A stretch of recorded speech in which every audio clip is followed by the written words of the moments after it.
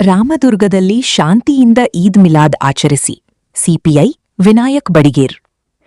ಬೆಳಗಾವಿ ಜಿಲ್ಲೆ ರಾಮದುರ್ಗ ಪಟ್ಟಣದ ಪೊಲೀಸ್ ಠಾಣೆ ಆವರಣದಲ್ಲಿ ಶನಿವಾರ ಈದ್ ಮಿಲಾದ್ ಹಬ್ಬದ ಪ್ರಯುಕ್ತ ವಿವಿಧ ಸಮಾಜದ ಮುಖಂಡರ ಸಮ್ಮುಖದಲ್ಲಿ ಜರುಗಿದ ಶಾಂತಿ ಪಾಲನಾ ಸಭೆಯ ಅಧ್ಯಕ್ಷತೆಯನ್ನು ಸಿಪಿಐ ವಿನಾಯಕ್ ಬಡಿಗೇರ್ ವಹಿಸಿ ಅವರು ಮಾತನಾಡಿದರು. ಪ್ರವಾದಿ ಮೊಹಮ್ಮದ್ ಅವರ ಸಂದೇಶ ಸಾರಲು ಪಟ್ಟಣದ ಪ್ರಮುಖ ಬೀದಿಗಳಲ್ಲಿ ಜರುಗುವ ಧಾರ್ಮಿಕ ಮೆರವಣಿಗೆಯನ್ನು ಅರ್ಥಪೂರ್ಣವಾಗಿ ನೆರವೇರಿಸಬೇಕು.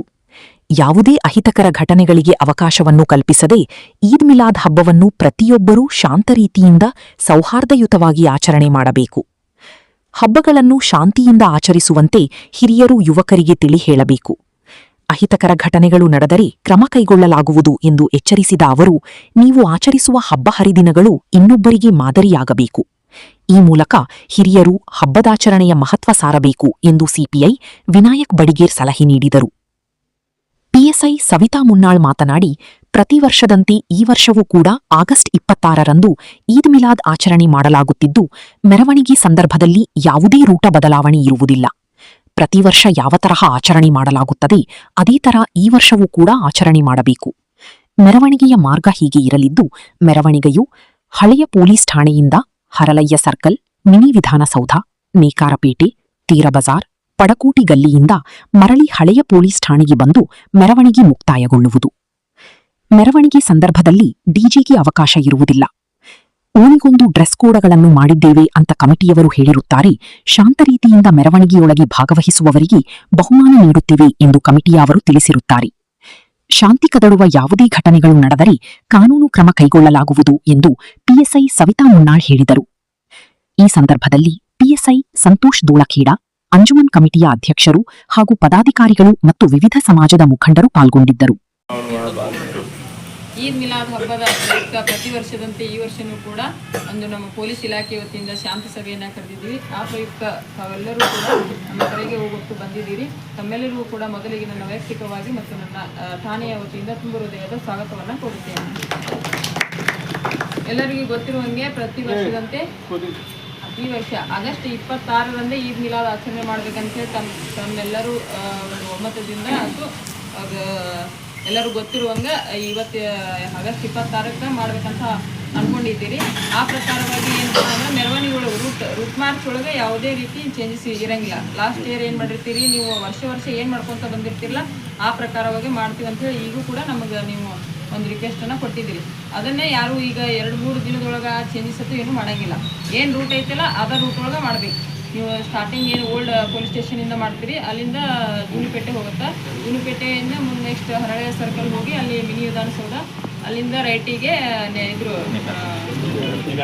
ನೇಕಾರಪೇಟೆ ಪಾಂಡುರಂಗ ದೇವಸ್ಥಾನದಿಂದ ಮುಂದೆ ಬಂದು ನೇಕಾರಪೇಟೆಯಿಂದ ತೇರ್ ಬಜಾರಿಂದ ಮುಂದೆ ಪಡಕೋಟೆ ಗಲ್ಲಿ ಒಳಗೆ ಹಾಸ್ಟ್ ಬಂದು ನಂತರ ಟಿಪ್ಪು ಸರ್ಕಲ್ ಮಾರ್ಗವಾಗಿ ಹೊಳೆ ಎಂಡ್ ನೀವು ಸ್ಟಾರ್ಟಿಂಗ್ ಪಾಯಿಂಟಲ್ಲಿ ಇರ್ತಲ್ಲ ಅಲ್ಲೇನೆ ನಿಮ್ಮದು ಎಂಡ್ ಆಗುತ್ತೆ.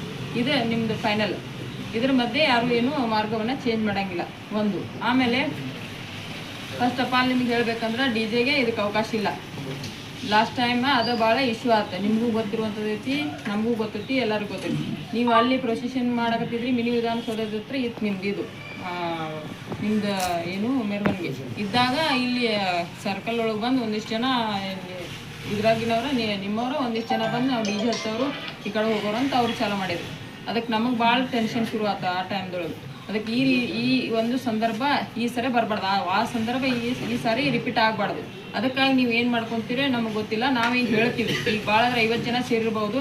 ನೆಕ್ಸ್ಟ್ ಅಲ್ಲಿ ಹೋಗಿ ನೀವೇ ಸ್ವಂತ ಒಂದು ಮೀಟಿಂಗನ್ನು ಮಾಡಿ ಏನೇನು ಮಾಡ್ಬೇಕು ಅನ್ನೋದನ್ನು ಮಾಡಿಕೊಂಡು ಎಲ್ಲರೂ ಒಗ್ಗಟ್ಟಾಗಿ ಮಾಡಿದರೆ 2 ಪಂಗಡ ಆಗಕ್ಕೆ ಸಾಧ್ಯ ಇಲ್ಲ.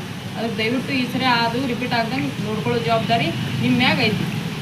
ಅದನ್ನು ನೀವೇನು ಮಾಡ್ಕೊತೀರಿ. ಆದರೂ ನಾವು ಕೇಳ್ಪಟ್ಟಿವಿ, ಎಲ್ಲರೂ ಓನಿಗೊಂದೊಂದು ಡ್ರೆಸ್ ಕೋಡನ್ನು ಮಾಡಿದ್ದೀವಿ ಅಂತ ಹೇಳಿದ್ದಾರೆ ನಮಗೆ.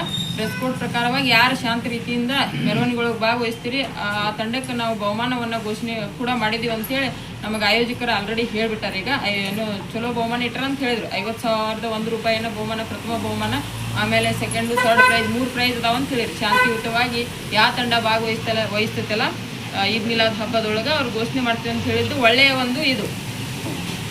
ಒಳ್ಳೆಯ ಒಂದು ಕಾರ್ಯಕ್ರಮ ಅದ.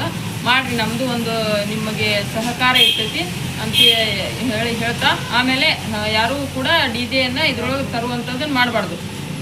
ಅದೊಂದು. ಆಮೇಲೆ ನಿಮ್ಮ ಏನು ಇವ್ರು ಬಂದಿರ್ತಾರಲ್ಲ ಧರ್ಮ ಬೋಧಕರು ಬಂದಿರ್ತಾರಲ್ಲ ಅವ್ರ ಜೊತೆಗೇನೆ ನೀವು ಕರ್ಕೊಂಡು ಹೋಗಿ ನಿಮ್ದೇನು ಹಬ್ಬದ ಆಚರಣೆ ಐತಿಲ್ಲ ಅದನ್ನ ಮಾಡ್ಕೊಳಕ್ಕೆ ನಮ್ದೇನು ಅಡ್ಡಿ ಆತಂಕಗಳು ಇರುವುದಿಲ್ಲ.